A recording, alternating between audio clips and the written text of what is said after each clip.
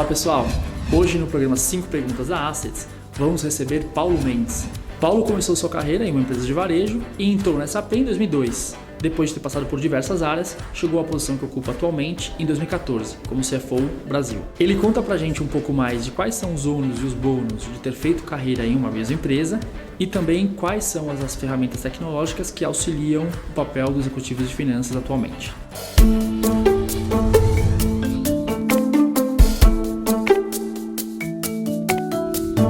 A função financeira está mudando completamente. Aquilo que era muito mais focado no hard finance, de contabilidade, de guardião dos livros, de alguém que cuida do compliance, da parte fiscal, isso está sendo muito mais automatizado ou feito em centros que não estão necessariamente perto da operação da sua empresa. A parte que sim resta para o profissional de finanças é a parte de interpretação, de análise, e muitas vezes de tentar planejar o futuro usando a tecnologia que você tem na mão. Então acho que um grande desafio do líder de finanças é garantir que ele mesmo e o seu time estão atualizados com a tecnologia disponível. Pode parecer um pouco absurdo isso, mas sim, existem muitas empresas que ainda estão algumas décadas para trás em relação ao uso da tecnologia para o setor de finanças. A questão do que a gente chama de cash application, de baixa do contas a receber, que é uma das funções talvez mais clássicas, mais antigas de finanças. Então o cliente te paga no banco e você tem que fazer o encontro daquela entrada de caixa com a fatura que está aberta no seu ativo. Hoje a inteligência artificial te permite fazer a conciliação dessas duas coisas, sem necessariamente o cliente ter te dito qual é o boleto, qual é a nota fiscal e nem mesmo qual é o produto que ela está, o período que ela está fazendo o pagamento para você. Então se você tem um grande cliente que te pagou, por exemplo, R$1 milhão ontem, e ele te disse que isso é para o que eu tenho a dever para você, a máquina é capaz de te dizer e fazer uma sugestão muito precisa, perto de 90%, e então aquilo que não foi identificado pela máquina vai para um analista de contas a receber, que vai fazer o trabalho de mais manual e mais de conciliação que a máquina ainda não é capaz de fazer.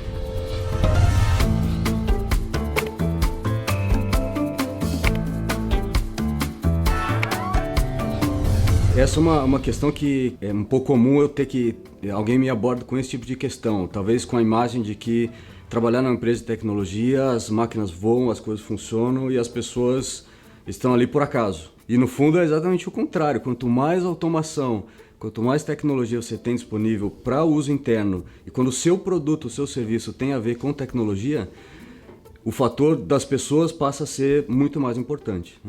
Acho que a questão de comunicação, de relacionamento, de liderança, de iniciativa, de saber usar a tecnologia junto com o ser humano, saber operar a tecnologia e lembrar de que no final da linha os nossos clientes que compram e usam os serviços e os sistemas da SAP são seres humanos e vão fazer produtos e serviços para outros clientes, SAP é uma empresa de B2B, para outros clientes que são consumidores, são seres humanos também.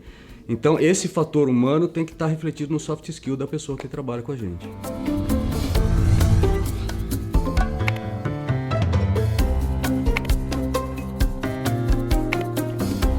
Além de muito trabalho e muito esforço dos quase 100 mil funcionários aí no mundo todo, a questão da inovação. A SAP hoje é a empresa de maior valor de mercado na Bolsa de Frankfurt, superando aí as empresas talvez mais tradicionais alemãs, químicas ou automotivas ou industriais, etc. E de onde vem isso?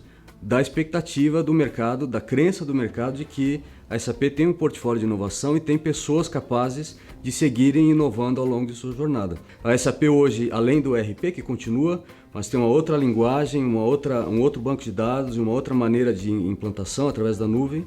Também tem soluções de viagem, como o Concur, tem soluções de compras, como a Ariba, soluções de recursos humanos, como o SuccessFactors, além da base de dados e além das tecnologias inteligentes, que a SAP chama de SAP Leonardo, que nada mais é do que a compilação de inteligência artificial, machine learning, IoT, tudo isso para fazer a conexão correta entre os seus dados operacionais e os seus dados de cliente.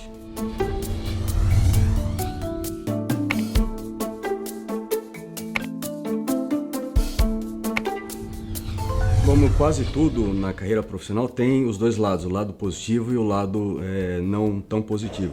Para mim, eu pessoalmente me sinto muito orgulhoso da carreira que eu desenvolvi na SAP, como sendo o meu segundo empregador, esse ano completando 17 anos. Ter sido o primeiro CFO formado na casa, na SAP no Brasil, que já tem mais de 25 anos de atuação aqui. Então tem uma sensação muito boa e muito particular com a empresa nesse sentido. Talvez o lado desafiador é a necessidade de você conhecer fora do setor que você atua. É que cada um tem a sua história, a gente não pode balizar o meu exemplo ou a minha trajetória para quem está assistindo, de repente a gente achar que o caminho é ficar numa mesma empresa sempre. Ou achar que é o contrário, exatamente o contrário. Eu tenho que cumprir meu ciclo de 2, 3, 4 anos e depois me envolver, porque senão não vou crescer. É muito individual, depende de você, depende do setor que você atua, depende das circunstâncias, do momento do país que está passando naquele momento. A gente tem que aprender um pouquinho com a história de cada um.